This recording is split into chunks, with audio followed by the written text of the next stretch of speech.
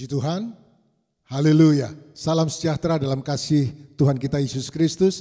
Jemaat Tuhan yang dikasihi Tuhan, pada hari ini mari kembali kita akan memulai pendalaman Alkitab Berea. Sebelum kita akan memasuki pendalaman Alkitab ini, saya ajak kita semua menaikkan pujian. Layakkan ku hampiri tahta-Mu Tuhan. Haleluya.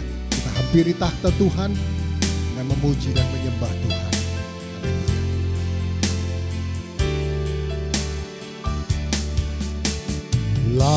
Layakkan ku hampiri tahta-Mu, layakkan ku memuji sembah-Mu, layakkan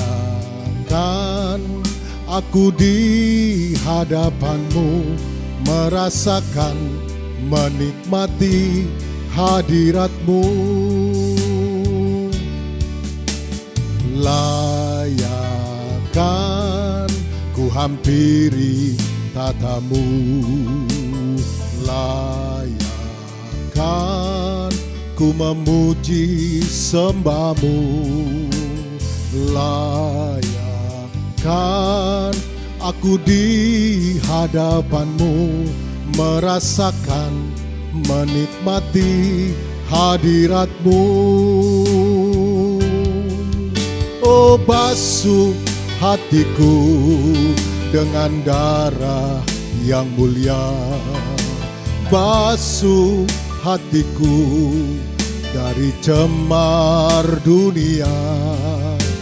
Hanya dengan kesucianku berlayak ada di hadirat-Mu Bapa. Basuh hatiku dengan darah yang mulia. Oh, basuh hatiku dari cemar dunia. Hanya dengan kesucianku berlayak ada di hadirat-Mu Bapa. Ada di hadirat-Mu Bapa. Oh, ada di hadirat-Mu Bapa.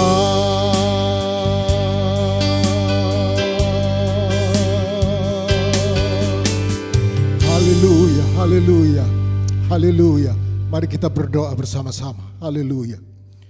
Bapa yang baik, Bapa yang bertahta di kerajaan sorga, Bapa yang kami sembah di dalam nama Tuhan Yesus Kristus.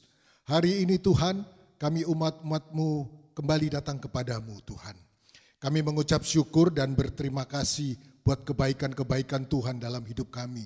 Sehingga pada hari ini kembali kami ada sebagaimana kami ada Tuhan. Kami menghadap ke tahta hadirat-Mu yang suci dan kudus itu Tuhan. Untuk kami memuji dan menyembah Tuhan. Apa yang Tuhan buat dalam kehidupan kami, itu semua yang terbaik Tuhan beri bagi kami Tuhan. Pada hari ini Tuhan, kembali kami akan belajar akan kebenaran firman Tuhan. Melalui pendalaman Alkitab Berea ini Tuhan.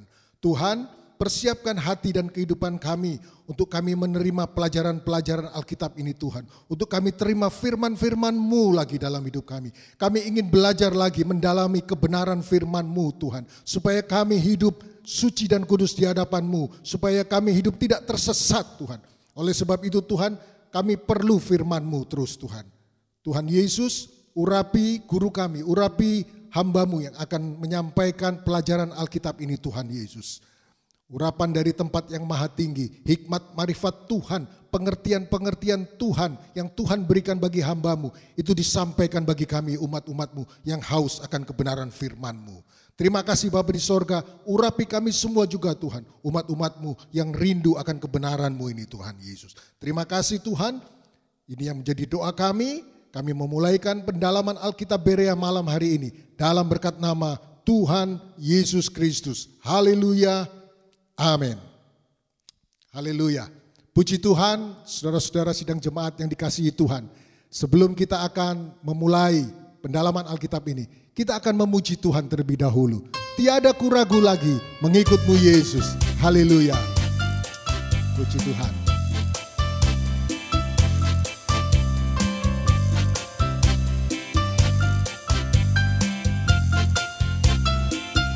Tiada ku ragu lagi untuk mengikutmu Yesus. Tiada ku ragu lagi untuk melayanimu.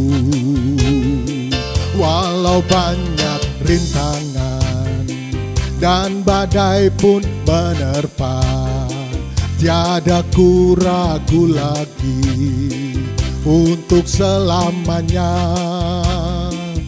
Yesus, Yesus, sahabatku, penolong dalam hidupku. Ku rindu semua orang mengenalmu. Engkau jalan kebenaran dan memberi hidup yang kekal bagi setiap orang yang percaya padamu. Tiada ku ragu lagi untuk mengikutmu Yesus. Tiada ku ragu lagi untuk melayanimu. Walau banyak rintangan dan badai pun menerpa, tiada ku ragu lagi untuk selamanya. Yesus, Yesus, sahabatku, penolong dalam hidupku. Ku rindu semua orang mengenalmu. Engkau jalan kebenaran dan memberi hidup yang kekal bagi setiap orang yang percaya padamu. Yesus, Yesus, sahabatku, penolong dalam hidupku. Ku rindu semua orang mengenalmu. Engkau jalan kebenaran dan memberi hidup yang kekal bagi setiap orang yang percaya padamu. Bagi setiap orang yang percaya padamu. Bagi setiap orang yang percaya padamu. Haleluya, puji Tuhan. Haleluya. Kemurahan Tuhan ada atas kita sehingga kita dapat berjumpa kembali di dalam pendalaman Alkitab Berea secara online. Dan pada episode kelima hari ini kita akan belajar dari sifat dasar Allah, masih lanjutan dari Senin kemarin. Kalau di Senin kemarin kita banyak belajar sifat Allah dari nama-namanya, dan nama-nama itu juga mengungkapkan pekerjaannya, maka kita akan melihat lebih jauh dari sifat-sifat Allah yang banyak diungkapkan dalam Alkitab itu dalam atau tiga sifat dasarnya yang mencakup semua sifat-sifat yang sudah kita bahas. Dan bagian ini masih merupakan kelanjutan dari poin 1 pengakuan iman kita untuk mendasari keyakinan kita mengapa kita percaya bahwa Alkitab itu adalah firman Allah yang diilhamkan oleh Roh Kudus, terdiri dari 66 kitab dari Kejadian sampai Wahyu. Dan karena di dalam ke-66 kitab ini terdapat tema-tema yang secara paripurna, secara utuh mengungkapkan tentang Tuhan dan pekerjaannya, mulai dari penciptaan sampai kepada pembaharuan, pemulihan dan penyempurnaan gereja, tentu pengubahan tubuh sampai kepada penciptaan langit dan bumi yang baru. Dari situlah kita tahu bahwa kitab-kitab yang tersusun bagi kita ini adalah kitab-kitab yang menceritakan secara utuh tentang Tuhan dan pekerjaannya. Dan dari tema-tema yang kita bisa pelajari dari Alkitab, baik perjanjian lama maupun perjanjian baru, maka kita akan semakin yakin, diyakinkan, diteguhkan bahwa Alkitab yang kita punya dengan 66 kitab inilah yang menjadi penuntun bagi iman kita. Karena 66 kitab ini walaupun ditulis begitu lama dengan jarak yang berjauhan dan bahkan ditulis oleh orang-orang yang hidup di masa yang berbeda jauh bahkan era dari peradaban mereka, tetapi yang mereka ceritakan adalah Tuhan yang sama dan saling melengkapi, saudara. Dan kita baru membahas perjanjian lama dan sebagaimana yang saudara lihat di dalam slide yang saudara bisa lihat di layar, maka dari 11 tema-tema sentral di dalam perjanjian lama, kita baru melihat 2 tema. Dan kalau Senin yang lalu kita sudah membahas tema yang kedua, sifat dasar Allah, kita masih akan melanjutkan pada hari ini dari tema sifat dasar Allah ini. Tetapi kita akan melihat hanya dari 3 sifat saja yang boleh dikatakan menjadi dasar, itu sebabnya disebut dengan sifat dasar dari Allah. Di mana dari sifat-sifat ini, ketiga sifat ini, semua sifat-sifat Allah yang diungkap dalam Alkitab, baik itu dikenal oleh orang-orang pilihan dan juga dapat disebutkan namanya, diwariskan nama itu, pengenalan itu kepada generasi-generasi selanjutnya. Maka dari sekian banyak itu, 3 tema ini yang boleh dikatakan menjadi semacam kesimpulan atau tema sifat dasar Allah itu, yaitu kasih. Allah itu kasih adanya, lalu kemudian Allah itu setia, dan Allah itu kudus.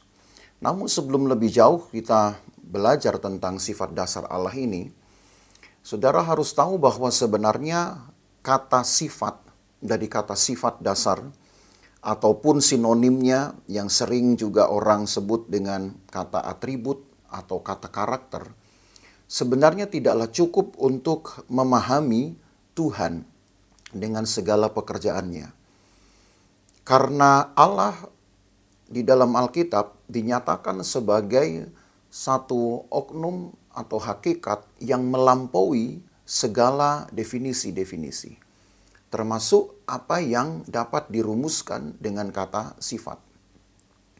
Tetapi kalau kita mau belajar dari kata sifat itu sendiri, maka kita akan dibawa semuanya kepada satu ciri khusus saja. Ciri khusus yang membedakan bahwa Allah itu bukanlah makhluk-makhluk yang setara dengan yang Dia ciptakan. Dan yang kedua, bahwa dengan sifat dasar itu jugalah, itu sebenarnya menjadi satu properti atau bagian yang tidak terpisahkan dari kesempurnaannya. Dan kita akan melihat, saudara, baik kasih, baik kesetiaan, dan kekudusannya merupakan sifat yang saling melengkapi atau juga utuh atau juga paripurna yang tidak terpisahkan dari kesempurnaannya itu atau dari keagungannya itu. Artinya kalau kita bicara tentang kasih, maka kita harus bicara juga tentang kesetiaan dan kekudusannya. Kita bicara tentang kesetiaan Allah, kita bicara juga kasih dan kekudusannya. Begitu juga kita bicara kekudusan Allah, kita harus bicara kasih dan kesetiaan. Dari 3 sifat dasar inilah kemudian terungkaplah banyak sekali sifat-sifat yang kemudian dinyatakan yang dapat dikenal oleh manusia. Nah, Senin lalu kita sudah melihat itu, saudara. Sifat-sifat Allah ini dalam pekerjaannya, supaya saudara melihat dulu secara secara berkesinambungan dari generasi ke generasi. Dari ketika Tuhan menetapkan satu orang saja menjadi pilihannya untuk kemudian ditetapkan sebagai pokok atau bapa untuk segala bangsa. Dan kemudian riwayat-riwayat yang dijalani oleh orang pilihan ini sampai berketurunan, bahkan sampai menjadi satu bangsa.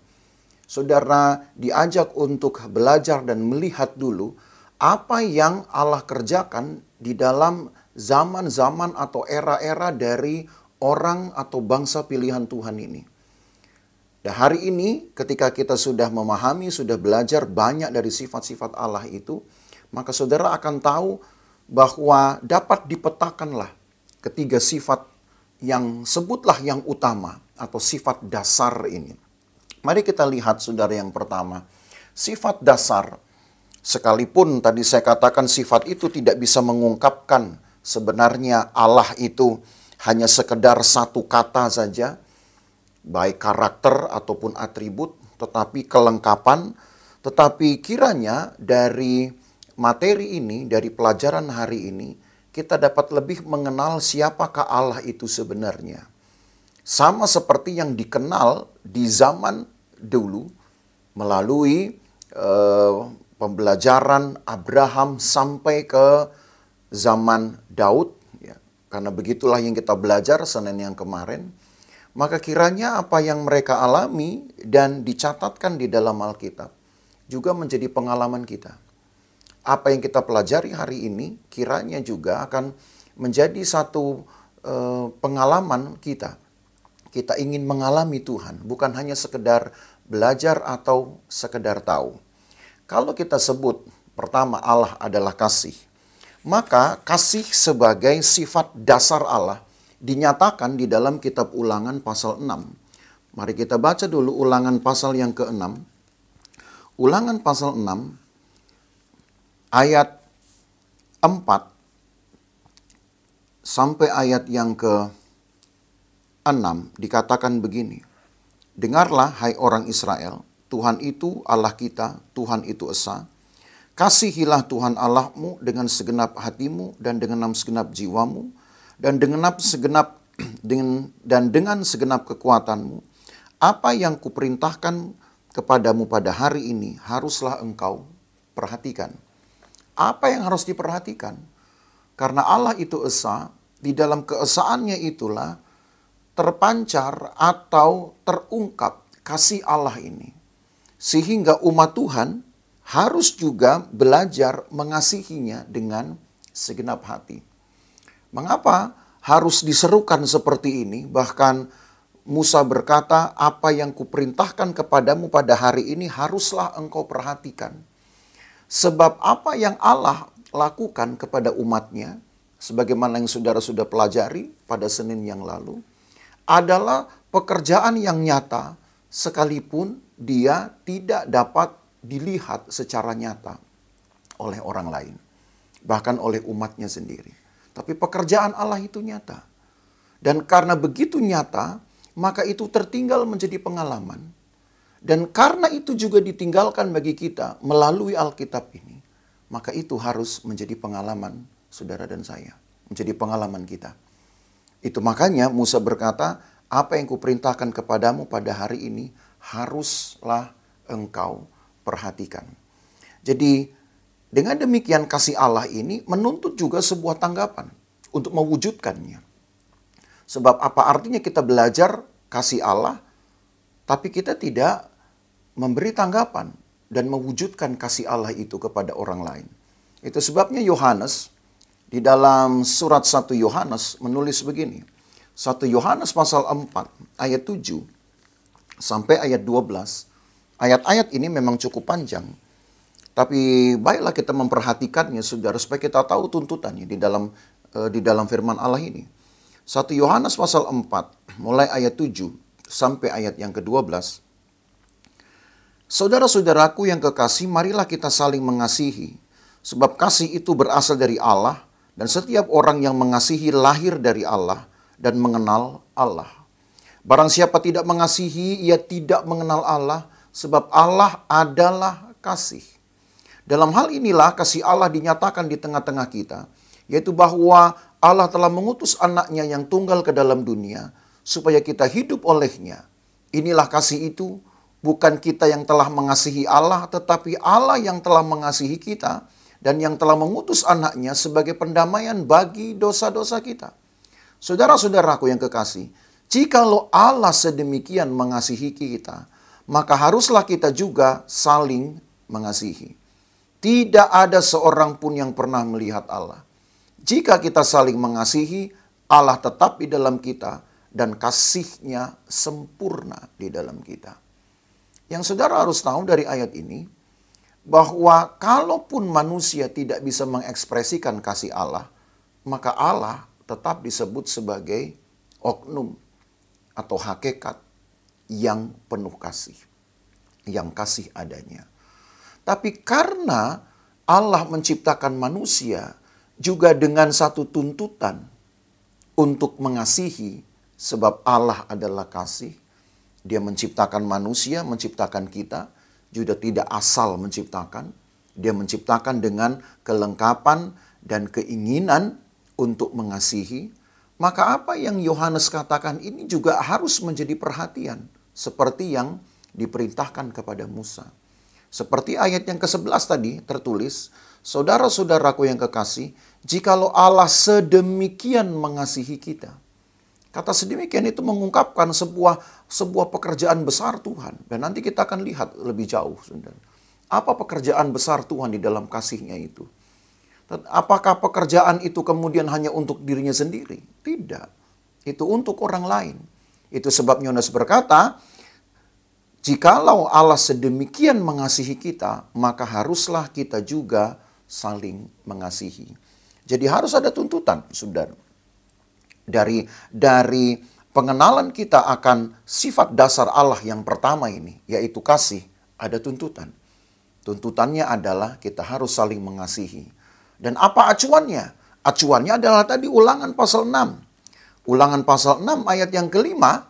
Kembali kita baca Ulangan 6 ayat 5. Kasihilah Tuhan Allahmu dengan segenap hatimu, dan dengan segenap jiwamu, dan dengan segenap kekuatanmu. Jadi dengan acuan ini, saudara, menunjukkan bahwa apa yang Allah tuntut dari kita, mengasihi, bukan hanya sepihak saja, bukan karena tuntutan-tuntutan sentimental kita, tuntutan emosional saja, tuntutan sewaktu-waktu, atau hanya kepada orang-orang tertentu, tapi harus melibatkan kesungguhan dari hati, pikiran kita, jiwa kita, kekuatan kita. Karena yang Allah kerjakan, apa yang Allah perlihatkan dari kasih-Nya, itu juga tidak memihak-mihak. Nanti kita akan lebih jauh melihat itu, saudara. Di dalam kasih Allah itulah yang berdaulat. Kata berdaulat artinya Allah tidak kemudian diajari untuk mengasihi. Allah tidak ditambah-tambahkan atau perlu belajar dari pengalaman orang lain. Tapi dari awalnya atau dari keadaan kekalnya, dari keadaan sempurnanya, Allah itu adalah kasih. Tetapi di dalam kasih-Nya juga, Ia dengan sukarela memberikan atau menyatakan kepada orang-orang pilihannya. Dan ini yang harus kita perhatikan, saudara. Itu sebabnya jikalau pemazmur pun mencoba untuk menganalogikan atau membuat persamaan kasih Allah itu seperti kasih bapa kepada anaknya, itu tidaklah cukup sebenarnya. Bahkan melampaui hal itu. Coba kita perhatikan dulu Mazmur pasal yang ke-103, Mazmur pasal 103, ayat yang ke-13. Mazmur 103, ayat yang ke-13 tertulis begini. Seperti bapa sayang kepada anak-anaknya, demikian Tuhan sayang kepada orang-orang yang takut akan Dia. Sebab Dia sendiri tahu apa kita, Dia ingat bahwa kita ini debu. Dia tahu apa kita, saudara. Itu sebabnya kalau Allah tidak mengasihi manusia, maka manusia tidak bisa bertahan. Manusia bahkan tidak bisa bertahan hidup. yang membuat manusia bisa hidup hanyalah kasih Tuhan. Sebab dalam kasih Tuhan ada pengampunan. Tadi itu yang kita baca di dalam kitab 1 Petrus, 1 Yohanes, pasal yang keempat. Di dalam kasih Tuhan ada pembenaran. Dan itu banyak pekerjaan yang kita lihat. Dan kiranya apa yang saudara bisa dengar dan pelajari pada pelajaran sebelumnya, saudara pun akan dibawa untuk menyelami bagaimana orang-orang pilihan ini juga belajar, mengalami, dan merespon kasih Tuhan itu. Jadi kasih Tuhan melampaui apa yang dapat dianalogikan atau dipersamakan dengan kasih Bapa. Kalaupun Bapa sayang kepada anak-anaknya, dan rasa sayang itu mungkin juga bahkan bisa memanjakan, Allah kita lebih dari itu. Hanya saja Allah lebih tahu apa yang harus diungkap, diberikan di dalam kasih-Nya. Tentu kasih Allah tidak memanjakan, saudara. Kita pun akan lihat bahwa kasih Allah itu menghajar. Kasih Allah mendidik bahkan dengan keras. Kasih Allah pun bahkan menyesah, mencambuk, merotan anak-anaknya. Dan itu kalimat yang beberapa kali dipakai di dalam Alkitab. Jadi yang jelas, kasih Allah adalah kasih yang melampaui dari analogi-analogi atau persamaan-persamaan yang dapat disebutkan. Begitu juga mengenai ukuran. Kasih Allah melampaui segala ukuran. Kalau kita melihat pasal 36 dari kitab Mazmur ini, masih di kitab Mazmur pasal yang ke-36, maka saudara akan tahu apa yang pemazmur ungkapkan dengan gambaran kasih yang mengatasi langit. Itu menunjukkan bahwa kasih Allah pun melampaui segala ukuran. Mazmur 36 ayat yang ke-6. Ya Tuhan, kasih-Mu sampai ke langit, setia-Mu sampai ke awan. Nah, di sini pun kita lihat bahwa kata setia juga berhubungan atau terkait dengan kasih. Kita belum bicara soal setia. Tapi tadi saya katakan, baik kesetiaan, baik juga kekudusan, itu akan saling melengkapi, bukan berarti menambahkan, tetapi artinya saling melengkapi menjadi satu sifat yang utuh. Satu sifat besar, saudara, yang utuh, yang tidak dapat dipisah-pisahkan. Maka kalau kita belajar dari tulisan Mazmur ini saja, tentang analogi atau persamaan kasih antara Bapa kepada anaknya, lalu juga ukuran yang ternyata melampaui segala ukuran. Artinya tidak ada ukuran yang dapat dipakai untuk mengukur entah panjang, entah lebar dari kasih Tuhan itu. Maka kita dibawa kepada satu kesimpulan bahwa kasih Allah itu atau kasih Tuhan itu membuat manusia kita ini di dalam kelemahan daging kita dan kefanaan tubuh kita dapat bertahan hidup sesuai dengan kehendak Tuhan. Kalau kita kembali kepada tulisan Mazmur tadi di pasal 103. Kembali lagi ke pasal 103. Karena kita baru baca beberapa ayat, maka kalau kita baca sampai ayat yang ke-18, kita mulai tadi dari ayat 13 sampai 18 sekarang. Seperti Bapa sayang kepada anak-anaknya, demikian Tuhan sayang kepada orang-orang yang takut akan Dia. Sebab Dia sendiri tahu apa kita, Dia ingat bahwa kita ini debu. Adapun manusia hari-harinya seperti rumput, seperti bunga di padang, demikianlah ia berbunga. Apabila angin melintasinya, maka tidak ada lagi ia, dan tempatnya tidak mengenalnya lagi. Tetapi kasih setia Tuhan dari selama-lamanya sampai selama-lamanya atas orang-orang yang takut akan Dia, dan keadilannya bagi anak cucu, bagi orang-orang yang berpegang pada perjanjiannya dan yang ingat untuk melakukan titahnya. Artinya, ketika manusia berada dalam keadaan yang tidak lagi dapat bertahan, kasih Tuhanlah yang akan membawa dia mengalami pengalaman-pengalaman hebat dengan Tuhan. Dan kalau seseorang atau orang benar itu seumur hidupnya, bahkan sampai akhir hidupnya, tetap melakukan titah-titahnya, tentu dia akan meninggalkan dunia ini dekat dengan Tuhan, meninggalkan dunia ini untuk hidup bersama dengan Tuhan karena ia mengalami kasih Tuhan yang luar biasa. Jadi itu yang kita pelajari saudara tentang kasih Tuhan itu. Bahwa kasih sebagai kasih Allah yang berdaulat itu membuat orang Israel, bangsa yang dipilihnya ini, bukan dipilih karena keistimewaannya. Dan itu akan menjadi pembelajaran iman bagi kita. Bahwa ketika ia memilih kita, ketika ia bekerja di dalam hidup kita, untuk menjadikan kita anak-anaknya, umat pilihannya, itu bukan karena kehebatan kita. Tapi murni hanya karena pilihan kasih sayang Tuhan. Kalau kita baca di dalam kitab Ulangan pasal yang ke-7, Ulangan pasal yang ke-7, tadi setelah kita belajar atau membaca dari Ulangan pasal 6 tentang bagaimana manusia menanggapi kasih Tuhan, maka dari Ulangan pasal 7 ketika Tuhan menyatakan dasar pilihannya kepada orang Israel, saudara akan lihat apa yang melandasinya. Ulangan 7 ayat 7 dan ayat yang ke-8 menulis, "Bukan karena lebih banyak jumlahmu dari bangsa manapun juga, maka hati Tuhan terpikat olehmu dan memilih kamu. Bukankah kamu ini yang paling kecil dari segala bangsa?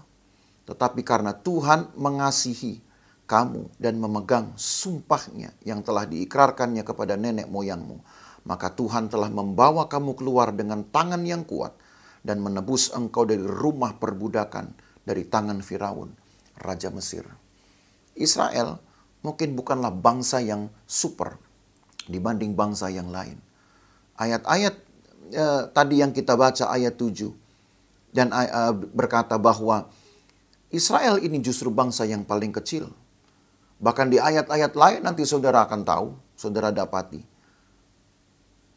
Tuhan berkata, Musa juga berkata, Harun juga berkata, bahwa bangsa ini adalah bangsa yang jahat, bangsa yang tegar tengkuk, bangsa yang keras kepala. Lalu apa yang melandasinya? Tuhan memilih dan mengasihi mereka. Itu hanyalah murni kasih Tuhan, rahasia dari kasih Tuhan, kasih yang berdaulat.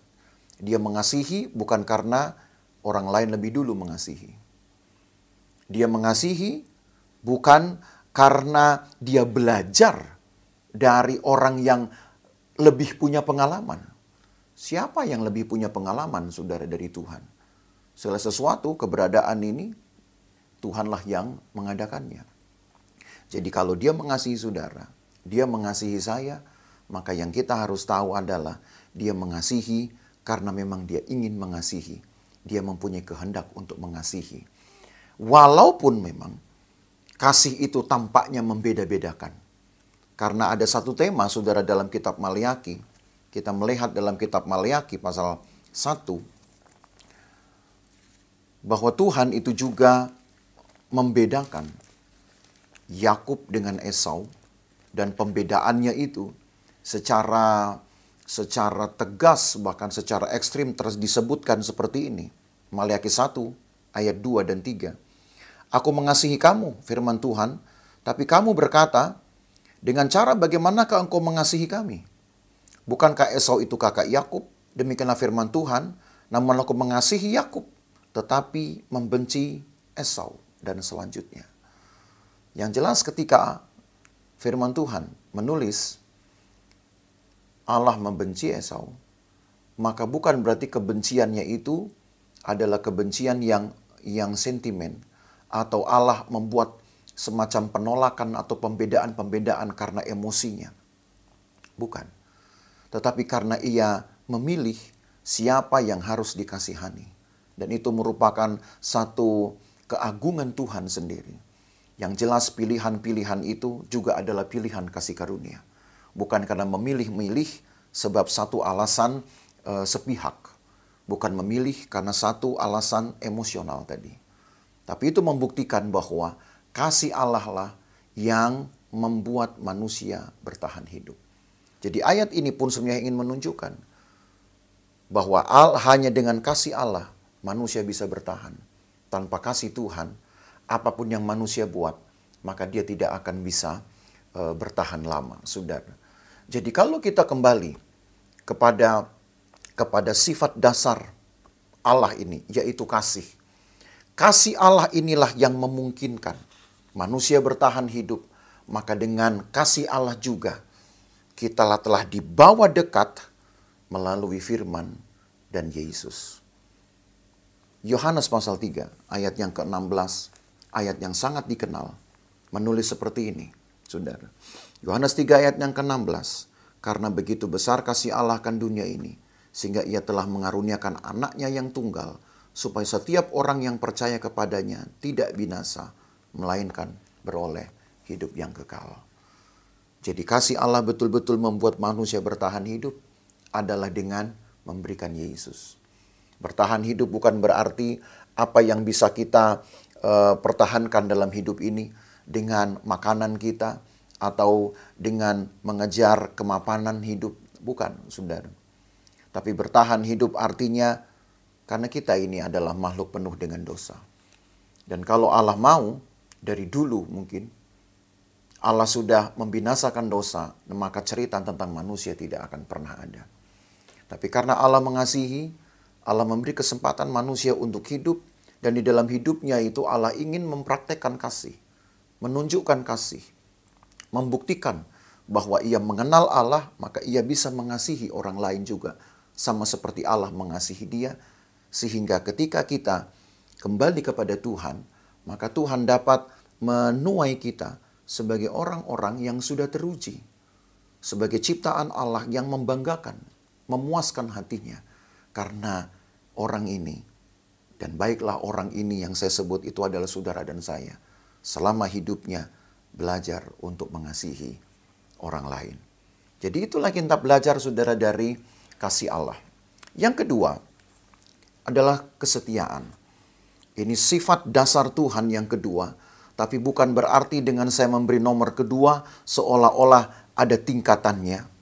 Lagi-lagi saya ingin katakan kepada saudara bahwa baik kasih, baik setia, dan kekudusan, nanti bagian terakhir kita akan bahas. Ketiganya ini harus secara utuh kita pahami, karena memang inilah yang ada di dalam kesempurnaan Allah itu sendiri. Jadi penomoran ini bukan berarti membuat tingkatan. Saudara bisa bahkan membahas lebih dulu kudus, itu tidak salah. Kita bisa membahas lebih dahulu setia, itu juga tidak ada salahnya. Tapi nomor-nomor ini hanya untuk memberi urutan-urutan saja, saudara, terhadap apa yang harus kita pelajari hari ini. Jadi yang kedua, tentang kata setia. Allah itu setia. Itu juga diungkap di dalam Ulangan pasal yang ke-7. Tadi kita sudah baca ayat itu. Tapi karena kita masih fokus kepada kata kasih, maka saya ingin kita membaca lagi ayat ini. Dan kita fokus kepada satu kata ini, yaitu setia. Ayat 8 dan ayat 9 dari Ulangan 7. Tapi karena Tuhan mengasihi kamu dan memegang sumpahnya yang telah diikrarkannya kepada nenek moyangmu, maka Tuhan telah membawa kamu keluar dengan tangan yang kuat dan menebus engkau dari rumah perbudakan, dari tangan Firaun Raja Mesir. Sebab itu, haruslah engkau ketahui bahwa Tuhan Allahmu, dialah Allah yang setia, yang memegang perjanjian dan kasih setianya terhadap orang yang kasih kepadanya dan berpegang pada perintahnya sampai kepada beribu-ribu keturunan. Tuhan dikatakan, dialah Allah yang setia. Kesetiaan Allah ini, saudara, membuat manusia memperoleh belas kasihan Tuhan. Maka tadi ketika kita belajar, dengan saya menyebutkan bahwa kasih Allah membuat manusia bertahan hidup, dan itu dibuktikan dengan pemberian Yesus, firman dan Yesus, karena Yesus, sebelum ada Yesus, dia masih disebut dengan firman, dan sebagaimana firman itu yang menjadikan dunia ini, maka di dalam firman yang menjelma menjadi Yesus, di dalam Yesus jugalah kita mendapatkan kehidupan kekal. Itu yang membuat manusia bisa bertahan hidup. Itu datang juga karena belas kasihan Tuhan. Sehingga dari belas kasihan Tuhan inilah, saudara, dipertahankanlah, dijagalah, dipeliharalah satu kelompok kecil dari orang-orang pilihan. Ditunggunya sampai kelompok kecil ini menjadi keturunan besar. Menjadi bangsa yang besar. Sesuai dengan janji Tuhan kepada Abraham. Abraham akan menjadi bapa dari sejumlah besar bangsa. Atau bapa bagi bangsa-bangsa. Maka kalau saudara lihat ayat 12, kita loncat ke ayat 12 dari Ulangan 7 ini. Dan akan terjadi karena kamu mendengarkan peraturan-peraturan itu serta melakukannya dengan setia. Maka terhadap engkau Tuhan Allahmu akan memegang perjanjian dan kasih setianya yang diikrarkannya dengan sumpah kepada nenek moyangmu. Ia akan mengasihi engkau, memberkati engkau, dan membuat engkau banyak. Ia akan memberkati buah kandunganmu dan hasil bumimu, gandum dan anggur serta minyakmu, anak lembu sapimu, anak kambing dombamu, di tanah yang dijanjikannya dengan sumpah kepada nenek moyangmu untuk memberikan kepadamu. Itu sebabnya tadi saya katakan manusia dibuatnya bertahan hidup. Karena dari kelompok kecil, bahkan dari satu orang, dan saudara kenal itu orang itu namanya Abraham. Kita sudah belajar banyak ini dari minggu lalu, dari Senin lalu. Dipertahankanlah, dijagalah. Dari kelompok kecil ini kemudian lahir satu bangsa yang besar. Bangsa ini pun tidak serta-merta kemudian bisa menyenangkan hati Tuhan. Lebih banyaklah mereka menggusarkan hati Allah justru. Tapi tetap dipertahankannya. Karena bangsa ini harus menjadi terang bagi bangsa-bangsa lain. Seperti janji Tuhan kepada Abraham, dia harus menjadi bapa dari bangsa-bangsa yang ada di muka bumi ini. Dipertahankannya itu. Maka untuk dapat bertahan itulah, kalau Allah tidak mengasihi, lalu kemudian Allahnya akan memandang dosa manusia, dosa umatnya, tentu tidak akan bisa bertahan, saudara, siapapun juga. Tapi karena Allah mengasihi, maka kasih Allah itulah yang kemudian membuat mereka hidup. Ditebusnya, seperti tadi kita baca, di dalam ayat yang lain, dilayakkannya, sehingga dari waktu ke waktu manusia terus dihadapkan kepada Tuhan, atau dikondisikan untuk berhadapan dengan Tuhan, belajar mengasihi dengan segenap hati, jiwa, dan kekuatannya. Dan kalau kasih itu terus dilanjutkan, terus dijaga, itulah yang disebut dengan kesetiaan. Sama seperti yang Allah lakukan. Dan kalau kita belajar dari kata setia ini, saudara, di ayat yang ke-9 tadi, dari pasal 7 kitab Ulangan ini, ada satu nama yang dikenal oleh orang Israel, nama yang juga menyiratkan atau mengungkapkan kesetiaan itu.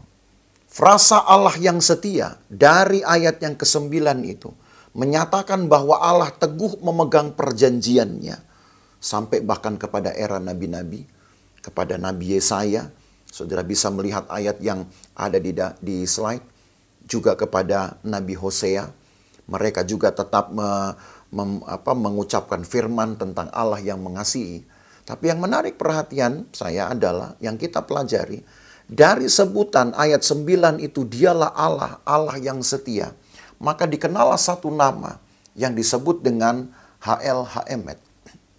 Kata ini di dalam filosofi Israel itu adalah Allah yang mengungkapkan konsistensi atau ketidakberubahan. Kata ini adalah bentukan dari 3 kosakata Ibrani yang diambil dari kata pertama Ibrani, yaitu Alef. Lalu huruf, maksud saya huruf pertama Ibrani, Alef. Lalu huruf di tengah-tengah, yaitu huruf Mem, huruf M. Dan huruf terakhir, huruf ke-22 mereka. Kalau kita punya 26 huruf, orang Ibrani hanya punya 22 huruf. Huruf terakhir itu adalah Tau. Jadi kata huruf E, M, dan T itu digabung, saudara, disebutlah Tuhan itu dengan sebutan Emet, yang artinya Allah yang ada mengawali segala sesuatu, Allah yang ada di awal walaupun awal itu tidak bisa ditentukan, Allah yang ada di zaman sekarang. Itu sebutlah itu seperti huruf M yang ada di tengah-tengah satu peristiwa.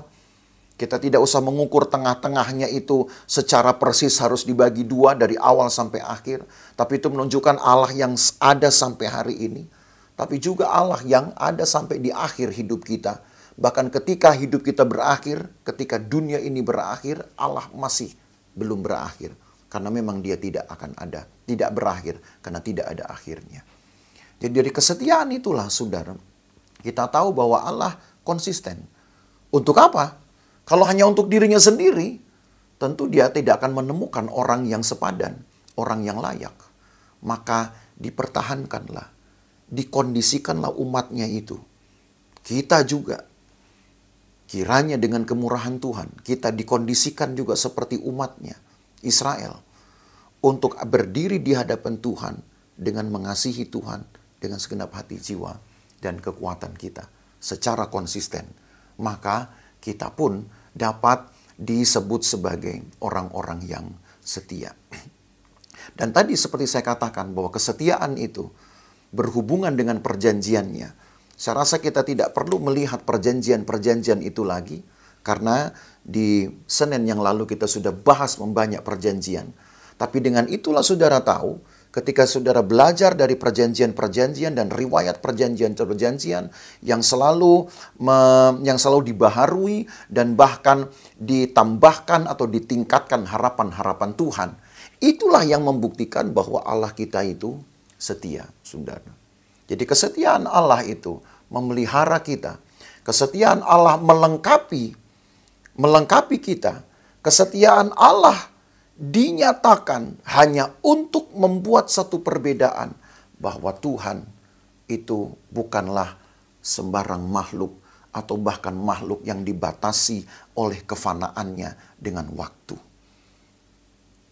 Hal yang berikutnya juga bahwa kesetiaan itu menunjukkan perbedaan, bahwa Allah itu tidak dapat dibandingkan dengan dosa. Justru Allah dipertentangkan selalu dengan dosa. Sebab kalau dosa itu punya waktu untuk diakhiri, maka Allah tidak punya waktu sama sekali untuk berakhir, atau tidak ada waktu untuk berakhir. Dan karena itulah dia punya kemampuan untuk menyertai umatnya sampai kapanpun juga. Bukan hanya di zaman Israel, tapi bahkan ketika gereja lahir di zaman awal perjanjian baru, sampai hari ini juga Allah tetap menyatakan kasih-Nya. Allah menyediakan apa yang perlu bagi hidup kita ketika kita pun masih berdosa. Dan hari ini kita masih ada dalam tubuh berdosa. Dan kita bisa sewaktu-waktu mengakhiri hidup kita, saudara. Karena hidup kita terbatas dengan kefanaan. Tapi kalau kita masih bisa hidup, maka kita tahu itu semua adalah karena kasih dan kesetiaan Tuhan. Yang terakhir mengenai kekudusan. Bicara soal kekudusan, maka kekudusan itu jugalah yang melengkapi atau menyempurnakan atau yang menjadi kesempurnaan dari sifat-sifat Allah atau hakikat Allah. Di dalam kekudusan itu Allah juga menuntut umatnya untuk kudus. Di dalam kekudusan itu juga Allah menghadapkan kepada manusia yang berdosa untuk dapat mengambil pilihan. Tahu dulu apa benar, apa itu salah. Tahu dulu apa itu baik, apa itu jahat, saudara. Supaya dari situlah ada keputusan-keputusan yang diambilnya. Tahu apa resikonya. Tahu apa enaknya, apa tidak enaknya. Diajarilah manusia itu. Dan lagi-lagi kita belajar dari orang Israel yang banyak melakukan pelanggaran-pelanggaran, bahkan melanggar kekudusan Tuhan, tepat ketika mereka melanggar firman Tuhan. Tepat ketika mereka mulai mengabaikan kasih Tuhan. Tepat ketika mereka menganggap bahwa Tuhan itu tidak setia dan membiarkan hidup mereka, maka disitulah juga mereka disebut melanggar kekudusan Tuhan. Dan itu menunjukkan bahwa baik kasih, baik setia, dan kekudusan adalah paripurna. Adalah sifat-sifat Allah yang utuh, yang paripurna. Melanggar kekudusan bukan berarti hanya sekedar menista nama Tuhan. Bukan. Menista nama Tuhan mungkin adalah dosa yang terang-terangan. Tapi kalau kita tidak mempraktekkan kasih kepada sesama, sama seperti Israel juga, yang menghakimi orang lain. Gampang untuk bahkan membalas perilaku jahat orang lain. Maka itu juga saya disebut dengan melanggar kekudusan. Dan di dalam cerita perjanjian lama, saudara, hanya tidak mungkin kita membahasnya satu persatu. Dalam kesempatan lain, saya yakin kita pasti akan membahasnya itu. Orang Israel melanggar firman Tuhan, itu saja sudah disebut sama dengan melanggar kekudusan. Jadi kekudusan Tuhan adalah satu sifat Allah yang juga menempatkan, mengkondisikan manusia untuk memeriksa hidupnya. Apakah dia hidup menyenangkan Tuhan atau tidak. Jadi saudara, kalau kita belajar dari sifat-sifat Allah ini, kiranya kita juga belajar untuk dapat mengoreksi, menempatkan hidup kita ini ada di mana? Di hadapan Tuhan. Jadi jangan hanya belajar tahu, hanya untuk kemudian berargumen saja. Hanya untuk mendapat pengakuan bahwa kita lebih tahu atau lebih banyak tahu. Tapi mari kita belajar untuk mengenal siapa kita dan apa yang harus kita lakukan. Karena belajar kasih Tuhan adalah belajar pekerjaan Tuhan. Belajar kesetiaan Tuhan adalah belajar perbuatan-perbuatan Tuhan. Belajar tentang kekudusan Tuhan adalah belajar tentang perbuatan-perbuatan Allah yang besar. Termasuk bahkan mujizat-mujizat yang seringkali kita sebut, kita bingkai dengan mujizat. Tapi itu sebenarnya adalah perbuatan besar Tuhan yang melampaui dari bingkai-bingkai manusia yang hanya menyebut dengan kata mujizat. Dan itu lebih banyak selalu hanya untuk kepentingan-kepentingan tertentu. Keselamatan kita pun adalah mujizat. Dan itu terjadi juga karena kasih Allah dan kesetiaan Allah. Maka ketika kekudusan Tuhan yang telah menempatkan kita, menyadarkan kita untuk mengenal apa itu baik dan jahat, untuk mengenal apa itu benar dan salah, maka diberikanlah hukum, diberikanlah firman. Itu sebabnya tadi kita membaca dalam Yohanes 3 ayat 16.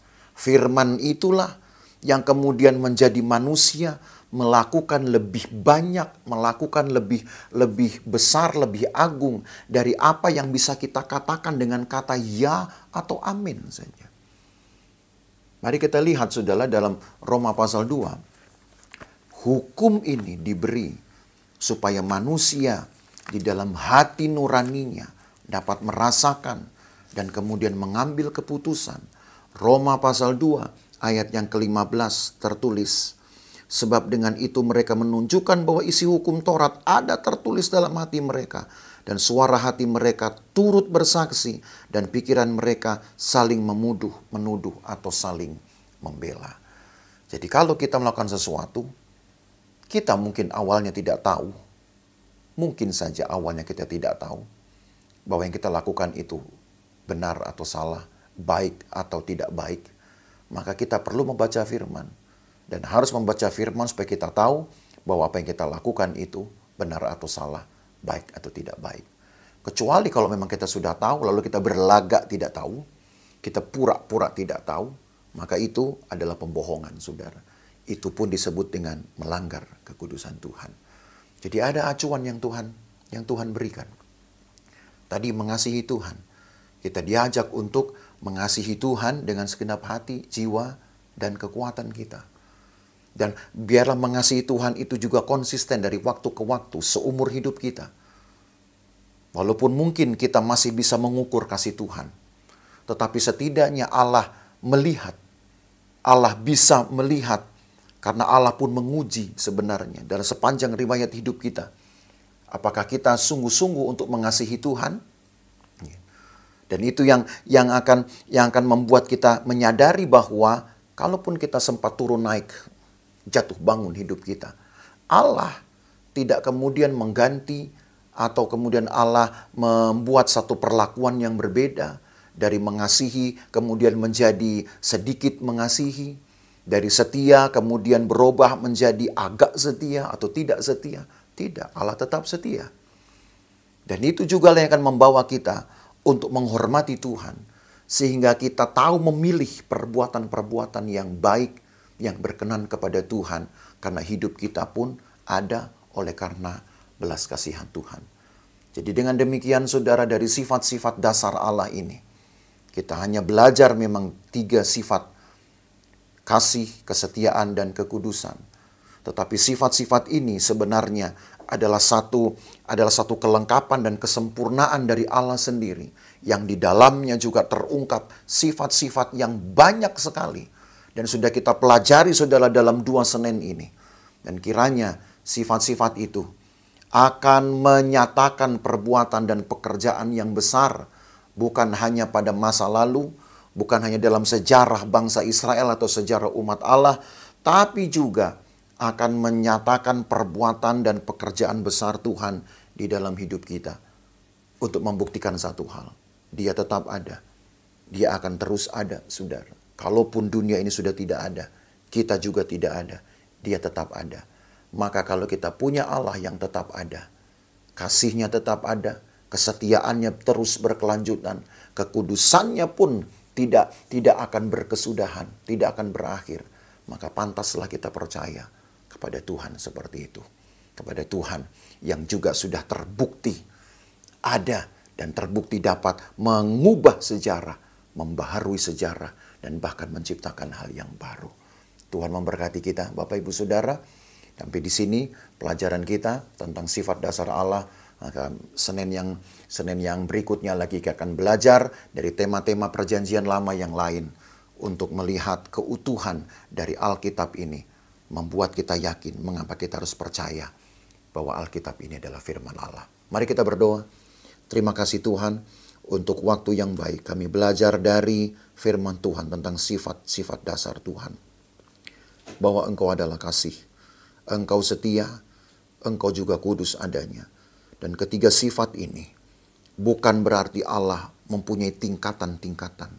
Tapi ketiga sifat Allah ini adalah sebuah kesempurnaan dari Engkau sendiri, yang membuat kami dapat bertahan hidup, dilayakkan untuk hidup bagi Engkau, ya Tuhan. Maka biarlah kami belajar juga untuk memahami apa yang Allah tuntut di dalam hidup kami, dari kasih-Mu, dari kesetiaan-Mu, dan dari kekudusan-Mu.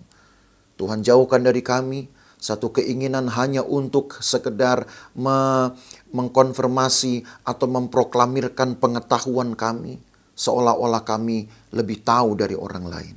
Tapi bila pengetahuan kami ini akan mendorong kami untuk mengalami Tuhan.